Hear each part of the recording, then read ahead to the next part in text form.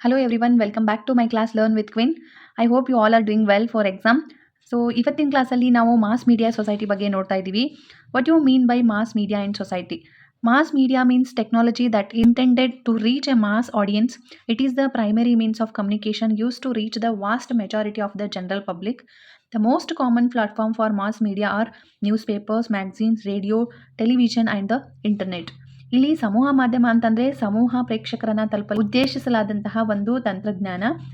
ಇದು ಬಹುಪಾಲ ಸಾರ್ವಜನಿಕರನ್ನ ತಲುಪಲು ಬಳಸಿಕೊಂಡಿರೋ ಒಂದು ಸಂವಹನದ ಪ್ರಾಥಮಿಕ ಹಂತವಾಗಿರುತ್ತೆ. ಇಲ್ಲಿ ವೇದಿಕೆ ಆಗಿರ್ಬೋದು, ಪತ್ರಿಕೆ ಆಗಿರ್ಬೋದು, ನಿಯತಕಾಲಿಕೆಗಳಾಗಿರ್ಬೋದು, ರೇಡಿಯೋ ಆಗಿರ್ಬೋದು ಆ್ಯಂಡ್ ದೂರದರ್ಶನ, ಇಂಟರ್ನೆಟ್ ಇವೆಲ್ಲವೂ ಸಮೂಹ ಮಾಧ್ಯಮಗಳಾಗಿರ್ತವೆ. ಇಲ್ಲಿ ಜನ ಸಮೂಹದೊಂದಿಗೆ ಸಂವಹನ ನಡೆಸುವ ಒಂದು ಮಾಧ್ಯಮಗಳಿಗೆ ಮಾಸ್ ಮೀಡಿಯಾ ಅಂತ ನಾವು ಹೇಳ್ತೀವಿ. ಲಕ್ಷಾಂತರ ಜನರ ಜೊತೆ ಮಾಹಿತಿಯನ್ನು ಹಂಚಿಕೊಳ್ಳುವ ಒಂದು ಮಾಧ್ಯಮ. ಇಲ್ಲಿ 1983ಯಲ್ಲಿ ಫಸ್ಟ್ ಟೈಮ್ ಮಾಸ್ ಮೀಡಿಯಾ ಕಾನ್ಸೆಪ್ಟ್ನ ಯಾರು ಕೊಟ್ಟಿದ್ದು ಅಂತಂದರೆ ಡೆನಿಸ್ ಮ್ಯಾಕ್ವೆಲ್ ಅಂತ. ಈ ಕಾನ್ಸೆಪ್ಟ್ನ ಫಸ್ಟ್ ನೀಡಿದವರು ಇವರು. ಆ್ಯಂಡ್ ಇಲ್ಲಿ ಫಂಕ್ಷನ್ಸ್ ಆಫ್ ಮಾಸ್ ಮೀಡಿಯಾ ಬಗ್ಗೆ ಹೇಳಿದವರು ಹೆರಾಲ್ಡ್ ಲ್ಯಾಸ್ವೆಲ್ ಅಂತ. ಇವರು ಫಂಕ್ಷನ್ಸ್ ಆಫ್ ಮಾಸ್ ಮೀಡಿಯಾ ಬಗ್ಗೆ ಹೇಳಿದ್ದಾರೆ. And media is the fourth pillar of democracy. ಈ ಭಾರತದ ಸಂವಿಧಾನದಲ್ಲಿ ಅಂದರೆ ಪ್ರಜಾಪ್ರಭುತ್ವದಲ್ಲಿ ಈ ಮಾಸ್ ಮೀಡಿಯಾ ಅನ್ನೋದು 4ನೇಯ ಸ್ತಂಭವಾಗಿರುತ್ತೆ. ಮಾಸ್ ಮೀಡಿಯಾದಲ್ಲಿ ಬಂದು 2 ಟೈಪ್ಸ್ ಬರುತ್ತೆ, ಪ್ರಿಂಟ್ ಮೀಡಿಯಾ ಮತ್ತು ಇಲೆಕ್ಟ್ರಾನಿಕ್ ಮೀಡಿಯಾ ಅಂತ. ಪ್ರಿಂಟ್ ಮೀಡಿಯಾ ಅಂತಂದರೆ ಮ್ಯಾಗ್ಝಿನ್ಸ್ ಆಗಿರ್ಬೋದು, ಪೇಪರ್ ಆಗಿರ್ಬೋದು, ಇದೆಲ್ಲವನ್ನ ಪ್ರಿಂಟ್ ಮಾಡಿ ಮಾಹಿತಿಯನ್ನು ಒದಗಿಸ್ತಾರೆ. ಅದೆಲ್ಲವೂ ಪ್ರಿಂಟ್ ಮೀಡಿಯಾದಲ್ಲಿ ಬರುತ್ತೆ. ಎಲೆಕ್ಟ್ರಾನಿಕ್ ಮೀಡಿಯಾ ಅಂತಂದರೆ ಇಲ್ಲಿ ಟಿವಿ ಆಗಿರ್ಬೋದು, ರೇಡಿಯೋ ಇದೆಲ್ಲವೂ ಎಲೆಕ್ಟ್ರಾನಿಕ್ ಮೀಡಿಯಾಗೆ ಸಂಬಂಧಪಟ್ಟಿರುವಂಥದ್ದು. Mass media is also called multi media ಅಂತಲೂ ಹೇಳ್ತಾರೆ. ನೆಕ್ಸ್ಟ್ ಬಂದು main types of mass media ಅಂತ ಬರುತ್ತೆ. Traditional media, print media, electronic media and internet, social media ಅಂತ ಬರುತ್ತೆ. ಸಾಂಪ್ರದಾಯಿಕ ಮಾಧ್ಯಮ ಇಲ್ಲಿ ಥಿಯೇಟರ್ಸ್ ಅಂದರೆ ಹಿಂದಿನ ಕಾಲದಲ್ಲಿ ಇರುವಂಥ ನಾಟಕಕ್ಕಾಗಿ ರಂಗಭೂಮಿಗಳಿದ್ವು, ಅದೆಲ್ಲವೂ ಸಾಂಪ್ರದಾಯಿಕ ಮಾಧ್ಯಮಕ್ಕೆ ಎಕ್ಸಾಂಪಲ್ ಆಗಿರುತ್ತೆ. ನೆಕ್ಸ್ಟ್ ಬಂದು ಪ್ರಿಂಟ್ ಮೀಡಿಯಾ, ಮುದ್ರಣ ಮಾಧ್ಯಮ ಅಂತ. ಇಲ್ಲಿ ಪತ್ರಿಕೆಗಳು, ನಿಯತಕಾಲಿಕೆಗಳು, ಪುಸ್ತಕ ಇದೆಲ್ಲವೂ news paper, magazine, books example ಆಗಿರುತ್ತೆ. ಎಲೆಕ್ಟ್ರಾನಿಕ್ ಮೀಡಿಯಾ ಅಂತಂದರೆ ರೇಡಿಯೋ, ಟಿವಿ, ಫಿಲ್ಮ್ಸ್ ಇದೆಲ್ಲವೂ ಎಲೆಕ್ಟ್ರಾನಿಕ್ ಮಾಧ್ಯಮಕ್ಕೆ ಎಕ್ಸಾಂಪಲು. ಆ್ಯಂಡ್ ಇಂಟರ್ನೆಟ್ ಅಂತ ಬಂದರೆ ಸೋಷಿಯಲ್ ಮೀಡಿಯಾ.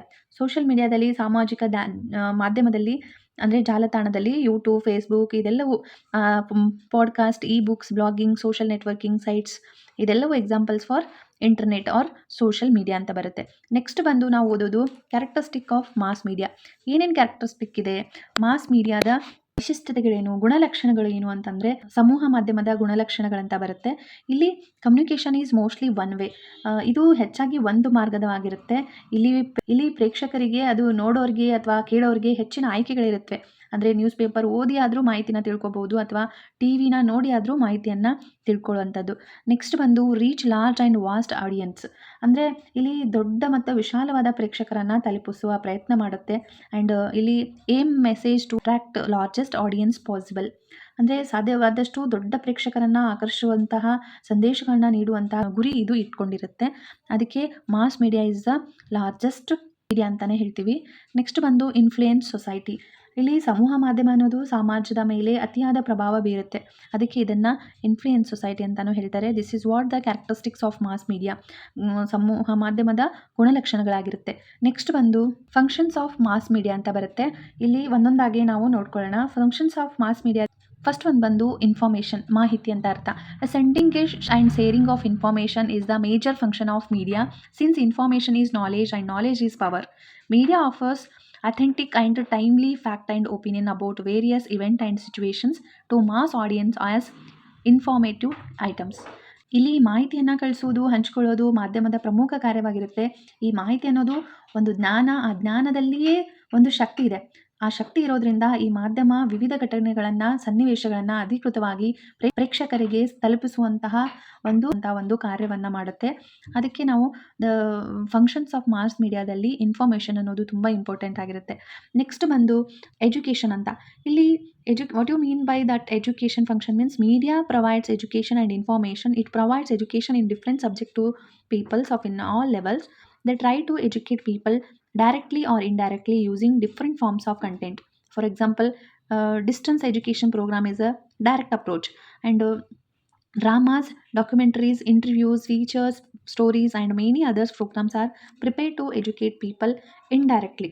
ಇಲ್ಲಿ ಶಿಕ್ಷಣ ಅಂತ ಬಂದರೆ ಈ ಮಾಧ್ಯಮ ಶಿಕ್ಷಣದ ಜೊತೆಗೇನೆ ಮಾಹಿತಿಯನ್ನು ಒದಗಿಸುತ್ತೆ. ಇಲ್ಲಿ ಎಲ್ಲ ಹಂತದ ಜನರಿಗೆ ವಿವಿಧ ವಿಷಯಗಳಲ್ಲಿ ಶಿಕ್ಷಣವನ್ನು ಒದಗಿಸುತ್ತೆ. ಆ್ಯಂಡ್ ವಿವಿಧ ರೀತಿಯಲ್ಲಿ ವಿಷಯಗಳನ್ನು ಬಳಸಿಕೊಂಡು ಜನರಿಗೆ ನೇರವಾಗಿ ಅಥವಾ ಪರೋಕ್ಷವಾಗಿ ಶಿಕ್ಷಣ ಸಿಗುವಂತೆ ಮಾಡಬಹುದಾಗಿರುತ್ತೆ.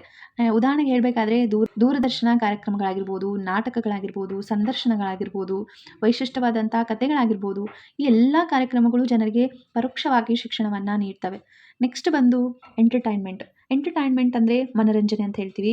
ಇಲ್ಲಿ media fulfil this function by providing amusement to people. Newspaper and magazines, radio, television and online media offer stories, films, serials and comics to entertain their audience. Comics to entertain their audience. Sport, news, film, review, art and fashions are other examples. ಇಲ್ಲಿ ಮನೋರಂಜನೆ ಅಂತ ಬಂದರೆ ಮಾಧ್ಯಮವು ಜನರಿಗೆ ಮನೋರಂಜನೆಯನ್ನು ನೀಡುವ ಮೂಲಕ ಈ ಕಾರ್ಯಕ್ರಮವನ್ನು ಪೂರೈಸುತ್ತೆ. ಇಲ್ಲಿ ಪತ್ರಿಕೆಗಳಾಗಿರ್ಬೋದು, ನಿಯತಕಾಲಿಕೆಗಳಾಗಿರ್ಬೋದು ಆ್ಯಂಡ್ ರೇಡಿಯೋ, ದೂರದರ್ಶನ ಈ ಎಲ್ಲ ಆನ್ಲೈನ್ ಮಾಧ್ಯಮ ನೋಡುಗರನ್ನು ರಂಜಿಸಲು ಕಥೆಗಳನ್ನು, ಚಲನಚಿತ್ರಗಳನ್ನು, ದೂರವಾಹಿನಿಗಳನ್ನು ನೀಡುತ್ತೆ. ಕ್ರೀಡೆ ಆಗಿರ್ಬೋದು, ಸುದ್ದಿ, ಚಲನಚಿತ್ರ ವಿಮರ್ಶೆ ಆಗಿರ್ಬೋದು, ಇದೆಲ್ಲವೂ ಮನೋರಂಜನೆಗೆ ಉದಾಹರಣೆ ಆಗಿರುತ್ತೆ. ಇದೆಲ್ಲವನ್ನು ನೀಡುವಂಥ ಕಾರ್ಯ ಯಾರ್ದು ಅಂದರೆ ಮಾಸ್ ಮೀಡಿಯಾ ಅಂದರೆ ಸಮೂಹ ಮಾಧ್ಯಮದ ಒಂದು ಕಾರ್ಯವಾಗಿರುತ್ತೆ. ನೆಕ್ಸ್ಟ್ ಬಂದು persuasion. Persuasion involves making influence on others' mind. Mass media influence audience in varieties of ways. Media content builds opinion and set agents in a public mind. It influence votes, changes attitude and moderates behavior.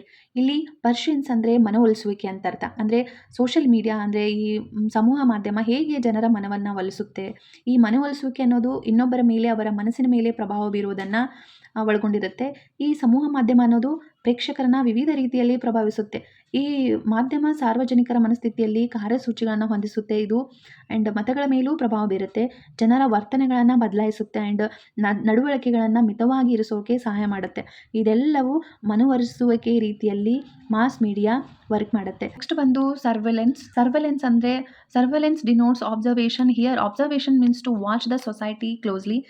And the function of mass media is to observe the society closely and continuously and warn about threatening actions to mass audience that are likely to happen in future in order to decrease the possible loss. ಇಲ್ಲಿ surveillance ಅಂದರೆ ಕಣ್ಗಾವಲು ಅಂತ ಹೇಳ್ತೀವಿ. ಒಬ್ಬರ ಮೇಲೆ ಕಣ್ಣಿಡೋದು ಅಂದರೆ ಕಣ್ಗಾವಲು ಅಂದರೆ ಇಲ್ಲಿ ವೀಕ್ಷಣೆ. ವೀಕ್ಷಣೆ ಅಂದರೆ ಸಮಾಜವನ್ನು ಹತ್ತಿರದಿಂದ ಗಮನಿಸೋದು ಅಂತ ಅರ್ಥ ಆಗುತ್ತೆ. ಈ ಸಮೂಹ ಮಾಧ್ಯಮದ ಕಾರ್ಯವನ್ನು ಅಂದರೆ ಸಮಾಜವನ್ನು ಹತ್ತಿರದಿಂದ ನಿರಂತರವಾಗಿ ಗಮನಿಸೋದು ಮತ್ತು ಸಂಭವಿಸಬಹುದಂಥ ಒಂದು ನಷ್ಟವನ್ನು ಕಡಿಮೆ ಮಾಡೋದಕ್ಕೆ ಅದರ ಸಲಹೆಗಳನ್ನು ಜನರಿಗೆ ನೀಡುವಂತಹ ಕಾರ್ಯವನ್ನು ಈ ಮಾಸ್ ಮೀಡಿಯಾ ಮಾಡುತ್ತೆ. ಅದಕ್ಕೆ ಇದನ್ನು ನಾವು ಕಣ್ಗಾವಲು ಅಂತ ಹೇಳ್ತೀವಿ. ನೆಕ್ಸ್ಟ್ ಬಂದು ಇಂಟರ್ಪ್ರಿಟೇಷನ್. ಇಂಟರ್ಪ್ರಿಟೇಷನ್ ಅಂತಂದರೆ ಒಂದು ವ್ಯಾಖ್ಯಾನ. ಅಂದರೆ ಇಲ್ಲಿ the mass media do not supply just facts and data but also explanations and interpretation of events and situations. Mass media offer various explanation, correlating and interpretating information to make the reality clear. News ಅನಲೈಟರೀಸ್, auditories and columns are some example of interpretation content. ಈ ಸಮೂಹ ಮಾಧ್ಯಮ ಅನ್ನೋದು ಕೇವಲ ಸತ್ಯ ಅಥವಾ ಡೇಟಾನ ಒದಗಿಸಲ್ಲ, ಆದರೆ ಅದರ ಜೊತೆಗೇ ಘಟನೆಗಳನ್ನು, ಸನ್ನಿವೇಶಗಳನ್ನು ವಿವರಣೆ ಮಾಡುತ್ತೆ, ವಾಸ್ತವವನ್ನು ಸ್ಪಷ್ಟಪಡಿಸುತ್ತೆ, ಸಂಬಂಧಪಟ್ಟ ಎಲ್ಲ ವಿಷಯಗಳನ್ನು ನೀಡುತ್ತೆ. ಇಲ್ಲಿ ಅದು ಎಕ್ಸಾಂಪಲ್ ಆಗಿರೋದು ನ್ಯೂಸ್ ಅನಲೈಸಿಸ್ ಮಾಡೋದು. ಅಲ್ಲಿ ಏನಿರುತ್ತೆ ಅದನ್ನು ಡಾಟಾ ಮೂಲಕನೇ ಇರೋ ಸತ್ಯವನ್ನು ಪ್ರೇಕ್ಷಕರಿಗೆ ನೀಡುವಂಥ ಕಾರ್ಯ ಮಾಸ್ ಮೀಡಿಯಾ ಮಾಡುತ್ತೆ. ನೆಕ್ಸ್ಟ್ ಬಂದು ಲಾಸ್ಟ್ ಒನ್ ಸೋಷಿಯಲೈಜೇಷನ್ ಅಂತ ಬರುತ್ತೆ. Socialization is the transmission of culture of media, the reflector of society. They socialize people, especially children and newcomers. Socialization is a process by which peoples are made to behave in way that are acceptable in their culture or society. Through this process, we learn how to become a member of our society or human society in a greater sense. Through the process of socialization, media helps to shape our behavior, conducts, attitudes, and beliefs. The process of socialization brings people close and ties them into single unity. ಇಲ್ಲಿ ಸೋಷಿಯಲೈಜೇಷನ್ ಅಂತಂದರೆ ಸಾಮಾಜೀಕರಣ. ಹೇಗೆ ನಮ್ಮ mass media ಅಂದರೆ ಸಮೂಹ ಮಾಧ್ಯಮ ಸಾಮಾಜೀಕರಣ ಮಾಡುತ್ತೆ ಜನರನ್ನು, ಪ್ರೇಕ್ಷಕರನ್ನು. ಮಾಸ್ ಮೀಡಿಯಾನ ಬಳಸ್ಕೊಂಡು ಹೇಗೆ ಸೋಷಿಯಲೈಜೇಷನ್ ಮಾಡುತ್ತೆ ಅಂದರೆ ಈ ಸಮಾಜೀಕರಣ ಅನ್ನೋದು ನಮ್ಮ ಸಂಸ್ಕೃತಿಯ ಪ್ರಸಾರವಾಗಿರುತ್ತೆ. ಮಾಧ್ಯಮಗಳು ಸಮಾಜದ ಪ್ರತಿಬಿಂಬವಾಗಿ ಕೆಲಸ ಮಾಡುತ್ತವೆ. ಅದಕ್ಕೆ ಜನರನ್ನು, ವಿಶೇಷವಾಗಿ ಮಕ್ಕಳನ್ನು ಅಥವಾ ಹೊಸಬರನ್ನು ಸಾಮಾಜಿಕಗೊಳಿಸುತ್ತೆ. ಇಲ್ಲಿ ಜನರು ತಮ್ಮ ಸಂಸ್ಕೃತಿಯನ್ನು ಮರೆಯದೆ ಒಳ್ಳೆಯ ರೀತಿಯಲ್ಲಿ ವರ್ತಿಸೋದು ಹೇಗೆ ಅಂತ ಈ ಮಾಸ್ ಮೀಡಿಯಾ ಹೇಳ್ಕೊಡುತ್ತೆ. ಸಾಮಾಜೀಕರಣ ಪ್ರಕ್ರಿಯೆ ನಮ್ಮ ನಡವಳಿಕೆಯನ್ನು, ವರ್ತನೆಗಳನ್ನು, ನಂಬಿಕೆಗಳನ್ನು ಒಳ್ಳೆ ಮಾರ್ಗದಲ್ಲಿ ರೂಪಿಸುವಂಥ ಕಾರ್ಯವನ್ನು ಮಾಸ್ ಮೀಡಿಯಾ ಸೊಸೈಟಿ ಮಾಡುತ್ತೆ. ಇದೆಲ್ಲವೂ functions of mass media on society. Next ಬಂದು effect of mass media on ಸೊಸೈಟಿಯಲ್ಲಿ ಪಾಸಿಟಿವ್ ಎಫೆಕ್ಟ್ ಮತ್ತು ನೆಗೆಟಿವ್ ಎಫೆಕ್ಟ್ ಅಂತ ಬರುತ್ತೆ. ಇಲ್ಲಿ ಪಾಸಿಟಿವ್ ಆಗಿ the mass media helps peoples to remain formed and updated about the various news event, social activities, lifestyle, entertainment, and advertisement, irrespective of geographical barriers, from reporters bringing us stories of people in difficult situations to social media, allowing one personal thought to go viral and spread across the world. Mass media can lift up an individual voice that would otherwise have gone unheard. ಅಂದರೆ ಇಲ್ಲಿ ಧನಾತ್ಮಕವಾಗಿ ಹೇಗೆ ಈ mass media help ಆಗುತ್ತೆ ಅಂತಂದರೆ, ಭೌಗೋಳಿಕ ಅಡೆತಡೆಗಳನ್ನು ಲೆಕ್ಕಿಸದೇನೆ ವಿವಿಧ ಸುದ್ದಿಗಳನ್ನು, ಘಟನೆಗಳನ್ನು, ಸಾರ್ವಜನಿಕ ಚಟುವಟಿಕೆಗಳನ್ನು, ಜೀವನ ಶೈಲಿಗಳನ್ನು, ಮನೋರಂಜನೆಗಳನ್ನು ಜನರಿಗೆ ನೀಡುವಂಥ ಕಾರ್ಯ ಮಾಡುತ್ತೆ. ಆ್ಯಂಡ್ ಕಷ್ಟದ ಸಮಯದಲ್ಲಿ ಜನರ ಕಥೆಗಳನ್ನು ನಮಗೆ ತೋರಿಸುವ ವರದಿಗಾರರಿಂದ ಹಿಡಿದು ಒಬ್ಬ ವ್ಯಕ್ತಿಯ ಆಲೋಚನೆಗಳನ್ನು ವೈರಲ್ ಆಗುವ ತನಕ ಪ್ರಪಂಚದಾದ್ಯಂತ ಹರಡಿಸುತ್ತೆ. ಇದೆಲ್ಲವುದಕ್ಕೆ ಅನುವು ಮಾಡಿಕೊಡೋದು ಈ ಮಾಸ್ ಮೀಡಿಯಾ. ಅದಕ್ಕಾಗಿಯೇ ಒಬ್ಬ ಕಷ್ಟದಲ್ಲಿರುವಂಥ ವ್ಯಕ್ತಿಯ ಕೂಗನ್ನು ಯಾರೂ ಕೇಳಿಸ್ಕೊಳ್ಳಲ್ಲ. ಬಟ್ ಈ ಮೀಡಿಯಾ ಇದರಿಂದ ಪ್ರತಿಯೊಬ್ಬರಿಗೂ ಇಡೀ ಜಗತ್ತಿನಾದ್ಯಂತ ಗೊತ್ತಾಗುವಂತೆ ಮಾಡುವಂಥದ್ದು ಈ ಮಾಸ್ ಮೀಡಿಯಾದ ಕೆಲಸ ಆಗಿರುತ್ತೆ.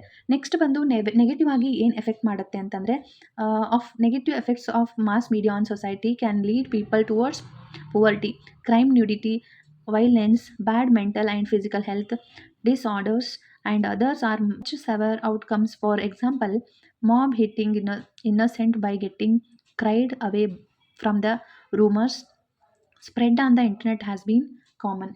ಇಲ್ಲಿ ಋಣಾತ್ಮಕ ಪರಿಣಾಮ ಅಂತ ಬಂದರೆ, ಜನರನ್ನ ಬಡತನ, ಅಪರಾಧ, ನಗ್ನತೆ, ಹಿಂಸೆ, ಕೆಟ್ಟ ಮಾನಸಿಕ ಮತ್ತು ದೈಹಿಕ ಆರೋಗ್ಯ ತೀವ್ರ ಪರಿಣಾಮದ ಕಡೆ ಕರೆದೊಯ್ಯುತ್ತೆ ಇದೆಲ್ಲವೂ.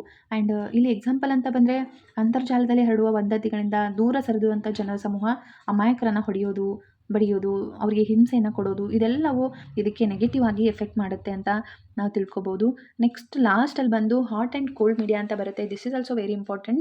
So many questions asked in exam on this topic. Hot media are low in audience participation because of their high definition.